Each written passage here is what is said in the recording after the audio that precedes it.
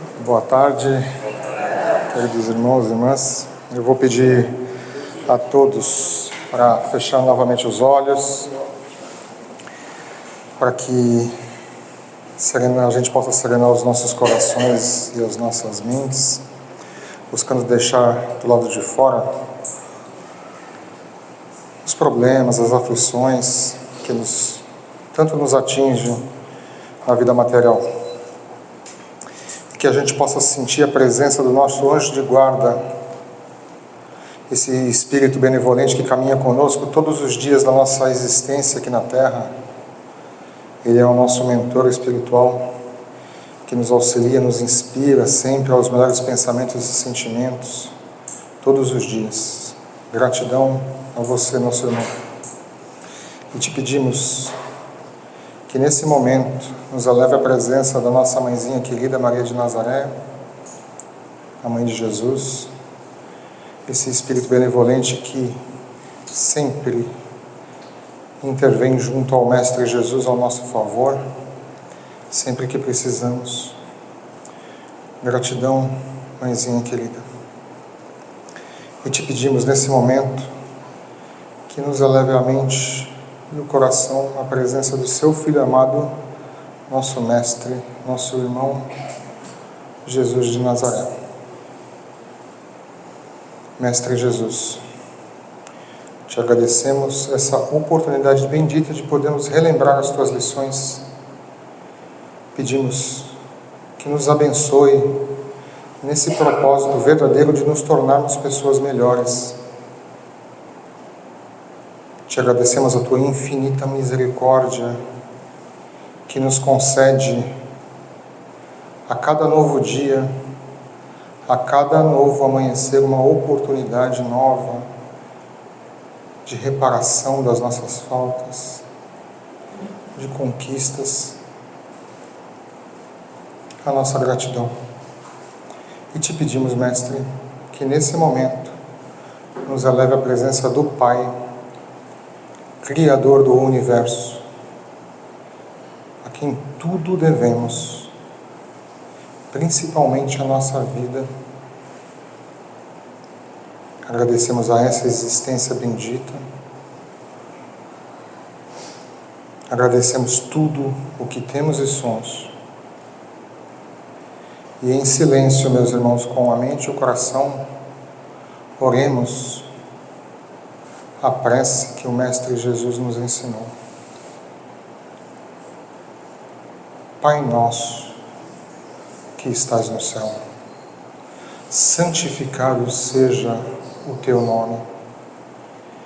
Que venha a nós o teu reino e que seja feita a tua vontade, assim na terra como nos céus.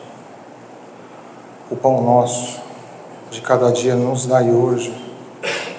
Perdoa as nossas ofensas, na mesma medida que perdoamos aqueles que nos ofendem. Não nos deixes cair em tentações e livrai-nos de todos os males. Que assim seja, graças ao Pai e graças ao Mestre Jesus. Gratidão, meus irmãos e minhas irmãs, mais uma vez pela oportunidade de poder estar aqui servindo. Meu nome é Wellington, eu sou voluntário de uma outra casa espírita lá na Praia Grande, o Centro Espírita Caminho da Luz, mas sempre sou chamado e convidado. Eu venho com o maior prazer aqui nas tardes de terça poder auxiliar. Nós vamos até as 3, né? Até as 3, é isso? 12. Qual é o horário máximo? 3 horas? Até que horas? Terminar às 3? Isso. Não, até que horas? Eu sinalizo para você. Mas, não se preocupe com o relógio. né? Eu sinalizo. O tema da nossa palestra de hoje são os trabalhadores da última hora. É uma parábola, como muitas parábolas que Jesus proferiu, que contém reflexões extraordinárias para nós nos dias de hoje. Mas eu vou fazer, ao invés de proferir a parábola exatamente como Jesus o fez, O mais importante é o conteúdo dela, e eu vou expressá-la na linguagem de hoje, a fim de facilitar o nosso entendimento. A parábola dos trabalhadores da última hora, Jesus nos conta que um senhor, um chefe, o dono de uma vinha, ou seja, uma plantação de vinhedos, precisava de trabalhadores para auxiliar na plantação, colheita, nos trabalhos que uma vinha exige. E o Senhor, então, saiu logo cedo, buscando trabalhadores para auxiliar. E às 9 horas da manhã, ele encontra muitos trabalhadores à espera de um chamado de trabalho, uma oportunidade. E ele os chama, perguntando: quereis trabalhar na minha vinha? Ao qual todos concordaram, e assim foram. E esse senhor repetiu esse processo às 10 da manhã, às 11, encontrando novos trabalhadores e os chamando para trabalhar na vinha. Encontrou outros ao meio-dia, às 2, às 3, e por fim às 4 da tarde, ele chamou outro tanto de trabalhadores, perguntando: quereis trabalhar na minha vinha? Do qual esses trabalhadores também aceitaram o trabalho, e assim o foram. E às 17 horas, o Senhor chama aquele que seria o responsável por tocar a operação daquela vinha e falou: paga todos os trabalhadores do dia, começando por aqueles que chegaram por último. E assim ele obedeceu e chamou os trabalhadores que foram chamados às 16 horas e deu a eles uma quantia em dinheiro. Segundo a parábola, se não me engano, eram 2 denários, mas vamos falar hoje como se eles ganhassem 100 reais pelo trabalho. Ou seja, aqueles que saíram às 16 horas, entraram às 16 horas na vinha e trabalharam até às 17. Receberam lá os seus 100 reais. E assim, esse subordinado chefe pagou também aqueles que entraram às 15, às 14, 100 reais pelo trabalho, os que entraram às 11 da manhã, e por fim, os primeiros que foram chamados ao trabalho e que iniciaram o trabalho às 9. Porém, esses não acharam justo estar ganhando o mesmo valor que aqueles últimos que entraram às 16 horas para o trabalho também ganharam. E eles foram reclamar isso para o senhor da vinha. E o senhor da vinha lhes perguntou: vocês não estão recebendo o valor que eu combinei com vocês pelo trabalho do dia? Por que vocês vêm me questionar o quanto eu devo pagar aos outros que eu emprego, não importando o tempo de trabalho que eles tenham? Por eu ser bom, você quer me julgar, me condenar? E assim, o senhor da vinha pediu para que esses trabalhadores se afastassem dele. A parábola dos trabalhadores da última hora, em nossas palavras, foi essa. E para mim, algumas grandes reflexões eu gostaria de compartilhar com vocês sobre elas.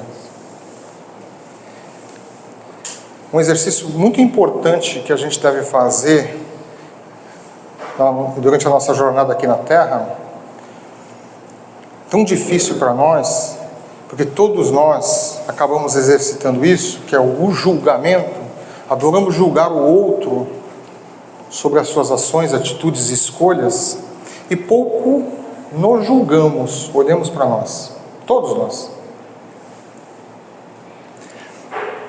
Será que, se a gente se colocasse nessa condição também, e eu tenho certeza que muitos de nós já estivemos, como foi o nosso sentimento com relação a isso.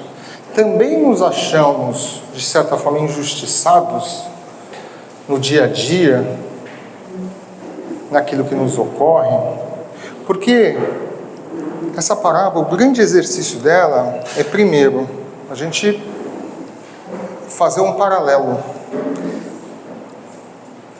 O Senhor da vinha, quem é o Senhor da vinha? E Jesus deixou claro, é o Pai.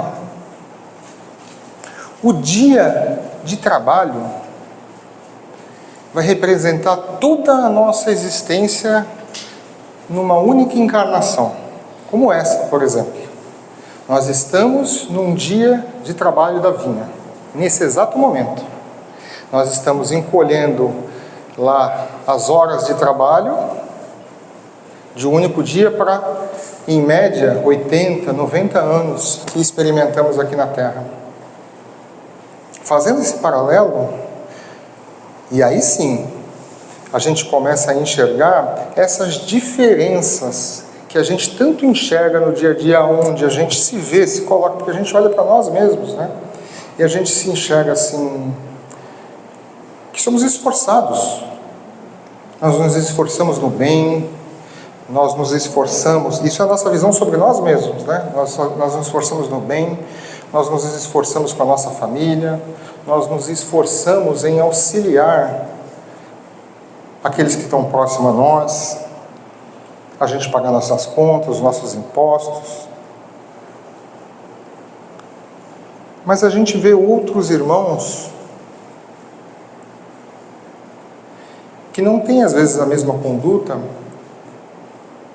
que a nossa, e o modo de vida dessas pessoas muito diferente do nosso, mas a gente vê que essas pessoas não carregam às vezes tantos problemas quanto nós, não têm tantas dificuldades quanto nós,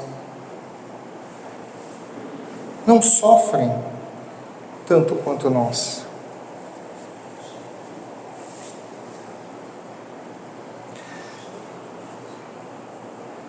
E isso leva um questionamento nosso muitas vezes, porque a gente às vezes vê atrocidades acontecendo no mundo, a gente vê assim, a gente às vezes vê os nossos entes queridos desencarnando por doenças, por fatalidades, por crimes às vezes, por acidentes, e às vezes a gente vê aquelas pessoas que são tão más, praticando o mal, esbanjando na vida. E isso nos cria muitos sentimentos de dúvida mesmo. Onde está Deus que não vê isso? Onde está Deus que permite tamanhas atrocidades? Onde está Deus que não enxerga o quanto eu sofro, as minhas dificuldades, mesmo eu me esforçando no bem? Todos nós, em algum momento da nossa vida, temos esse questionamento, a dúvida.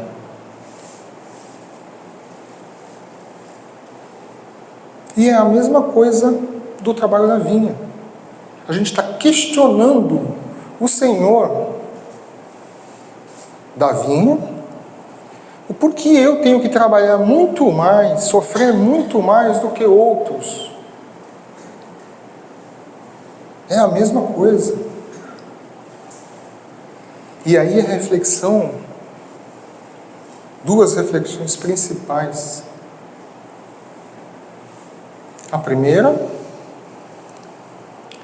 é de que quando a gente não entende as coisas, a nossa aceitação, a nossa convivência ou vivência de situações é muito mais difícil. Quando não entendemos as causas dos nossos sofrimentos e dores, quando não entendemos aquilo que nos afeta, como é a nossa vida, quando a gente não entende por que certas coisas nos acontecem e para outros não, a aceitação é muito mais difícil. E muitos não aceitam, passam a vida inteira ou na reclamação, ou numa posição de vitimismo, sempre colocando a culpa nos outros e até em Deus. Se se não assumirmos a paternidade divina,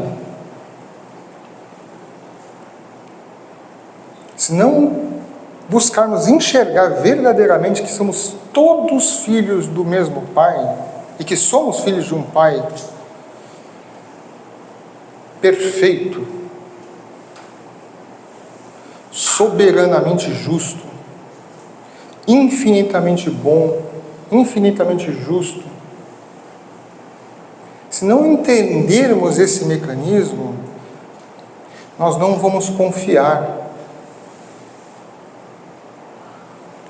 A nossa fé, que é o que a gente tanto ouve, ela vai estar alicerçada na areia.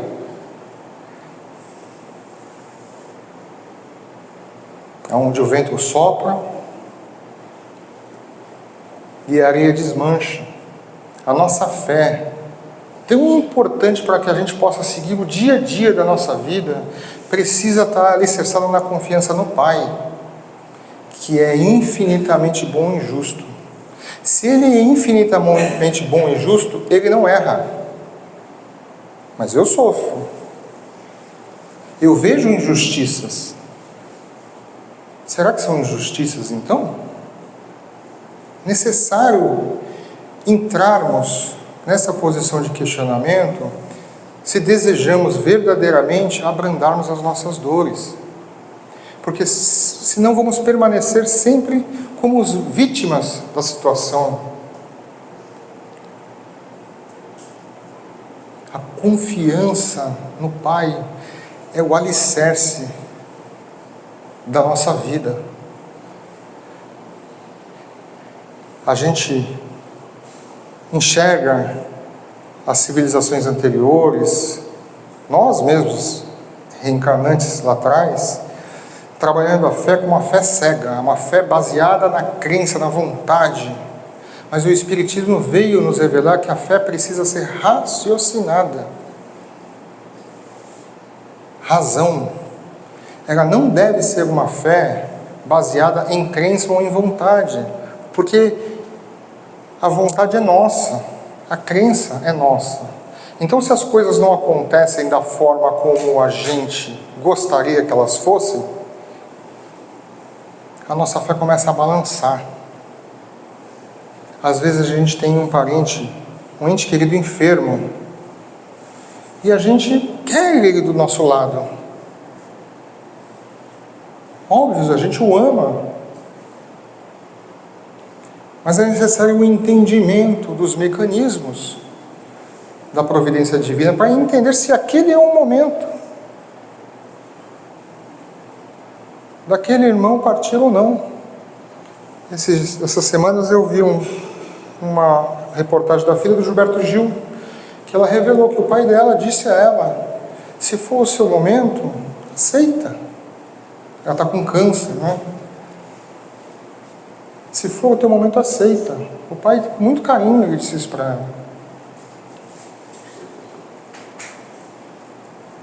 E às vezes a gente, ainda pelas nossas condições, a gente quer a posse.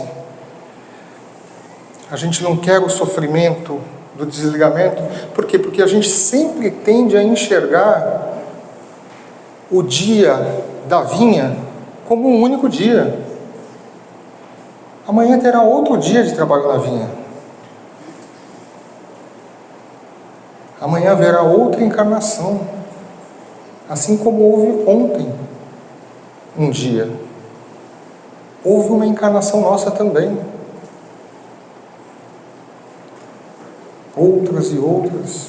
Nós somos os reflexos das nossas escolhas e ações até o presente momento. A primeira reflexão, essa é a segunda reflexão. Se não entendermos que não somos corpo, e sim espírito, que o nosso corpo é uma máquina biológica já provada, podemos cortar um braço e colocar um braço mecânico, uma perna e colocar uma perna mecânica. Até os órgãos estão prestes a serem substituídos por órgãos sintéticos, porque é uma máquina. Uma pessoa hoje pode ficar deitada num leito e uma máquina vai retirar todo o sangue dela para fazer a limpeza e retornar de novo ao corpo. É uma substituição de uma máquina biológica por uma máquina mecânica. São máquinas. O corpo é uma máquina. O nosso pensamento é diferente. O nosso pensamento advém de nós, espíritos. Até o jeito de falar, nosso espírito, não. Eu sou o espírito. Eu sou o espírito. O meu espírito. Está errado de falar. Não é o meu, porque sou eu. Eu sou o espírito. Até a interpretação de nos enxergarmos como espírito é difícil até no falar, porque a gente sempre coloca o espírito em segunda pessoa, como se fosse algo à parte de nós. Não, somos o espírito, o corpo é que é a parte.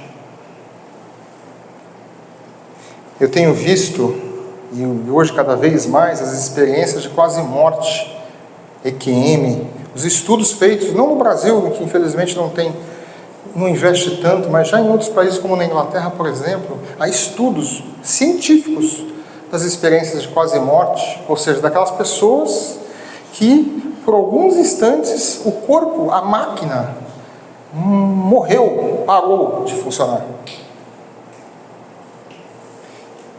do qual elas puderam experimentar o desencarne, olhar tudo o que acontecia à sua volta, até fora do local onde estavam, e retornar depois à máquina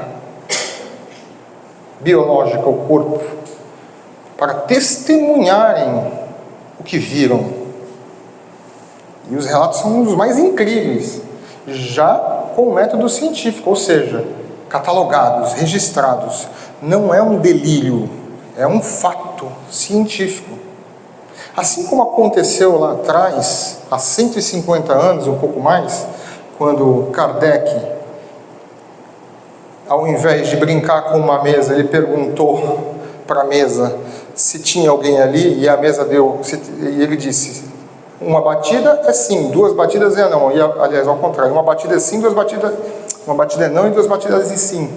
E a mesa bateu duas vezes. Ele entendeu que ali existia um princípio inteligente. Não era a mesa que falava. Alguma coisa utilizava a mesa para se comunicar.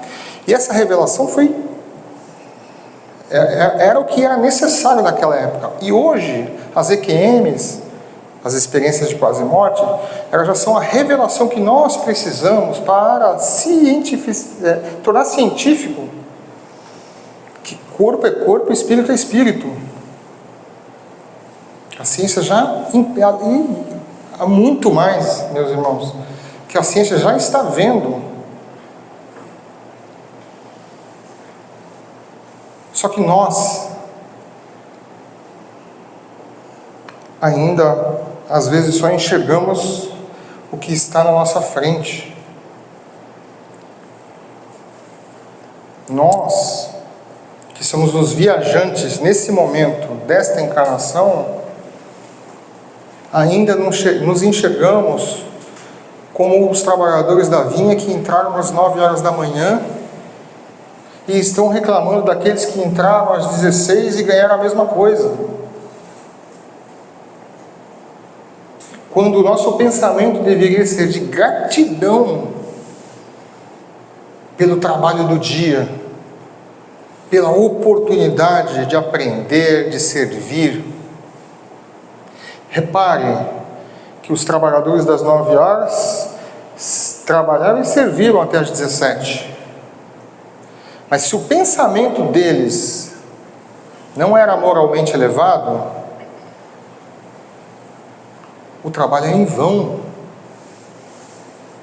E às vezes a gente acha que a gente serve porque a gente ajuda financeiramente, a gente vai servir sopa, a gente vai fazer um monte de ação dos quais necessário se é sim para o corpo material, mas a gente esquece de que nós individualmente temos responsabilidade conosco mesmo nesta encarnação de nos melhorarmos. Porque não é simplesmente o ato de trabalhar na vinha que vai nos tornar melhores. Nem o tempo. É como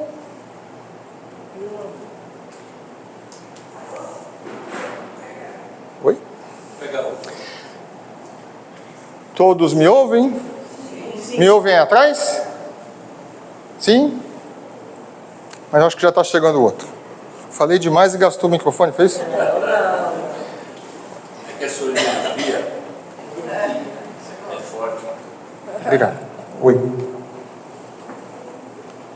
Não é o tempo que a gente emprega no trabalho que vai nos tornar melhores. Nem mesmo o que a gente faz. Mas é o sentimento. E aí vem a terceira reflexão. Qual é o sentimento que a gente está empregando? Qual que é o sentimento que a gente está empregando no trabalho, na vinha? Naquele dia de trabalho, na nossa existência. Qual que é o sentimento? Como é que a gente lida com o parente difícil, que é aquela uva mais difícil de você conseguir extrair, ou com os espinhos presentes na videira, em algumas videiras, que são aquelas pessoas que querem nos machucar, nos ofender. Qual que é o nosso sentimento? A gente tem raiva, a gente revida?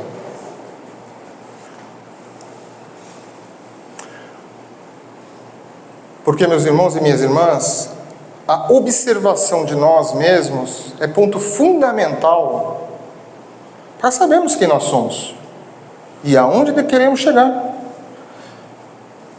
Jesus disse: eu sou o caminho, a verdade e a vida, e ninguém vai ao Pai senão por mim.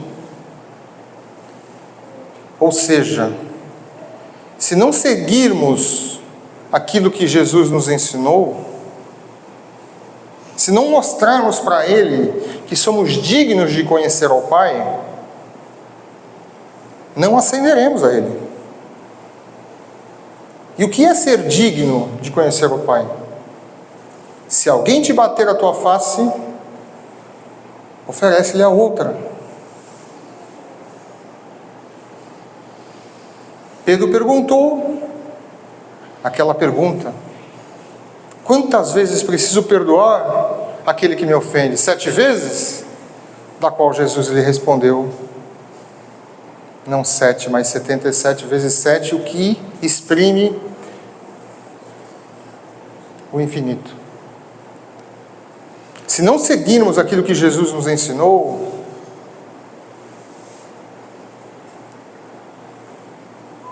não ascenderemos ao Pai. Ninguém vai ao Pai senão por mim, foi o que ele disse. E quem somos nós na vinha?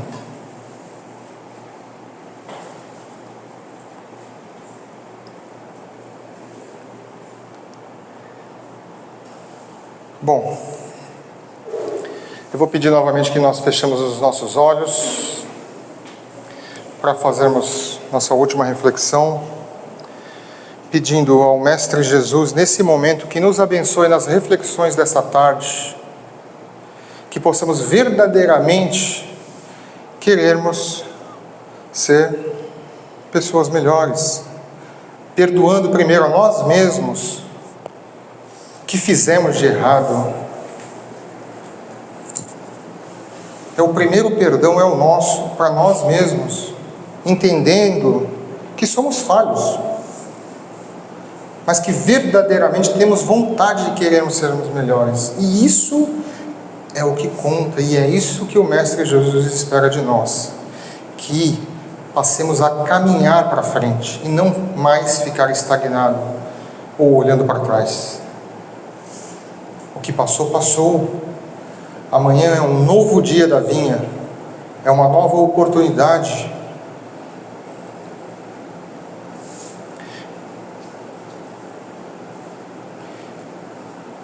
Eu agradeço, meus irmãos, pela oportunidade do trabalho. Eu gostaria só de fazer uma vibração, que ainda nós continuamos de olhos fechados, e a gente possa fazer uma vibração com todo o amor que nós temos no coração, com os nossos melhores sentimentos, que a espiritualidade aqui, presente na casa, possa encaminhar essas vibrações a toda a humanidade sofredora, a todos os lares da terra, principalmente os lares que se encontram em desajuste, rogando ao Mestre Jesus que os abençoe a todos. Que a gente vibre por todos os nossos irmãos que nesse momento sofrem as dores da carne com doenças, estejam em hospitais, em leitos de hospitais ou em suas casas, que o Mestre Jesus ilumine os seus corações com entendimento, eles e os seus familiares, que possam compreender a sua situação. Vibremos por todos aqueles que sofrem pelas dores do espírito, sejam com ansiedades, com depressão, rogando ao Mestre Jesus que intensifique no coração desses irmãos a fé, a vontade, o caminho de servir. E vibremos por esta casa que nos acolhe, nos dando a oportunidade do aprendizado, do estudo, da reparação, e vibremos por nós mesmos, os espíritos ainda tão necessitados da misericórdia e do amparo divino. Que assim seja, graças a Deus e graças a Jesus. Gratidão, meus irmãos. Obrigado.